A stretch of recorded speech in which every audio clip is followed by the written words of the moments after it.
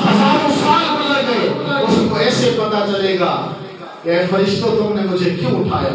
سبحان اللہ. میں تو آرام میں سویا ہوا ہوں. کہے گا کہ آج قیامت کا ہے. رب کائنات جو ہماری بعد کی زندگی ہے، یہ قبر میں جائیں گے، قبر کے بعد جو زمانے آئیں گے، جو نیک بندہ ہے، اللہ کا برگزیدہ بندہ ہے، اس کے لیے کوئی تکلیف نہیں. سبحان اللہ. تو عرض کر رہا تھا نیک لوگوں کی جو صحبت ہوتی ہے وہ انسان کو کامل درجے تک پہنچے. سبحان اللہ. بے شک. یہ بڑی 11ویں شریف کا مہینہ ہے. محبوب سبحانی، قطب ربانی، قندیل نورانی، الشیخ العبد القادر جیلانی بغدادی، جن کا فرمان ہے، پچھلے جمعے پہ عرض کیا کہ میرے عبد القادر جیلانی کا فرمان ہے، میرا قدم ہر ولی کی گردن پر. سبحان اللہ. پہلے زمانے میں آپ اپنے بڑوں سے پوچھیں جو سنی مسلک، ان مسلک والوں سے نہ پوچھنا، وہ تو پتہ نہیں آپ کو کہاں پہنچا دیں گے. بزرگ جو تھے جب 11ویں آتی تھی 2 دن پہلے پوچھتے تھے کہ 11ویں شریف کب آ رہی ہے. سبحان اللہ. ان کی جو گھر میں بڑی بزرگ عورتیں تھیں پوچھتی تھی کہ 11ویں کب آ رہی ہے. اور کیوں کیا کرنا ہے کہ 11ویں کے دن غوث پاک کے نام کی سبھی جلاتی ہے. جو بھی ان سے ہوتا دودھ جلاتی تھی. سبحان اللہ. دودھ دینا ہے، لنگر چلانا ہے، ایک گھر میں دیگڑا اپنی زبان میں 2 کلو چاول پکا کے تقسیم کرنے ہیں. اب جب سے ہم نے اس غوث پاک سے رشتہ توڑا ہے، تعلق توڑا ہے، جب محبت قائم نہ رہے تو سمجھو تعلق ٹوٹ گیا ہے. کیونکہ اگر مرشد سے تعلق نہ رہے تو پھر کیا ہوتا ہے؟ پھر تو ایسے ہے نا کہ سمجھو کہ اب پیر اور مرید کی دوری ہے. دنیا والے پیروں کی بات نہیں کر رہا، پیروں کے پیر کی بات کر رہا. سمجھنا، آج کل فتوے لگا دیتے ہیں لوگ سے، پتہ نہیں کون سے پیر کی بات کر رہا. میں اس پیر کی بات کر رہا ہوں جو پیروں کا پیر ہے. فرمایا جو میرے مدرسے میں آیا، جو بغداد آیا، سبحان اللہ. اس کی سفارش کرواؤں گا.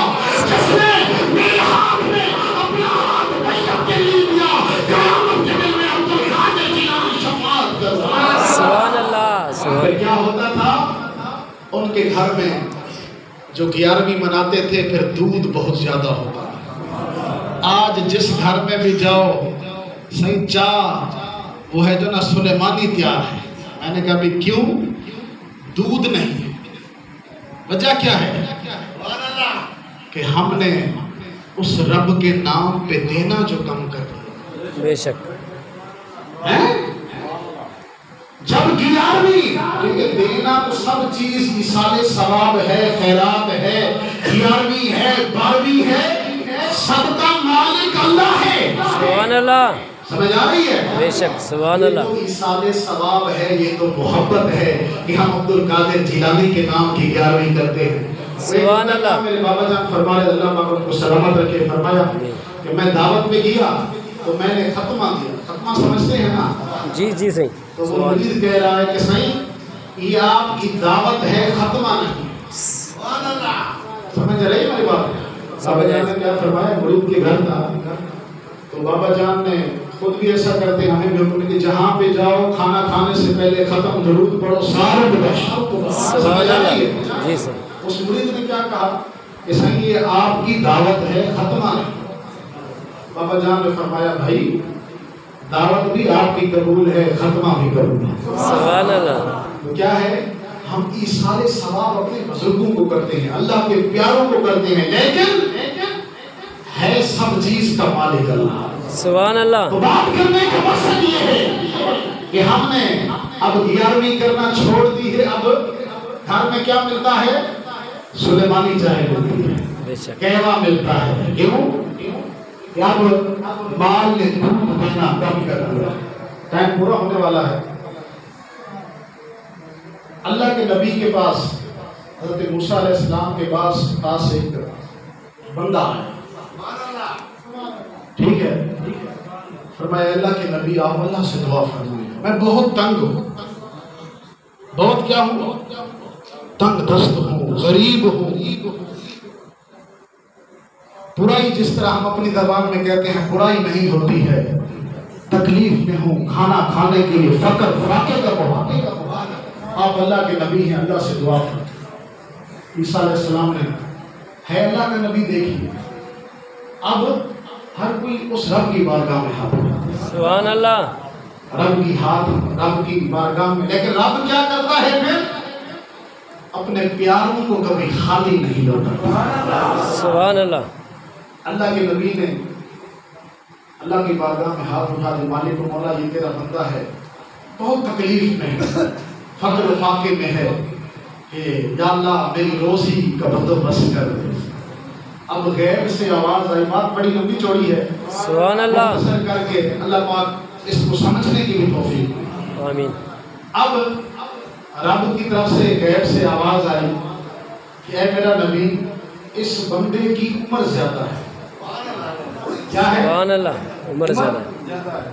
پہلے کیا ہوتا تھا، آپ کو 50 سال کے بعد آپ کی اولاد بھی کہے گی اب بابا جان کو تھوڑا بہت چار پیدا دو، اس طرح غلط تو نہیں کہہ رہا؟ جی آؤ صحیح۔ بزرگ میرے پاس غریب آتا ہے، کم وہ 100 سال کی عمر ہو، میں نے کہا بزرگ دے ہاتھ، گھر میں کوئی خدمت کرتا ہے کہ سائیں بہت تک نو، کیوں؟ بولا کوئی نہیں پوچھتا ہے، سائیں دعا کرو اس دنیا سے چلا جاؤ۔ اس کا حال نہیں، یہ ہمارا بھی حال ہوگا۔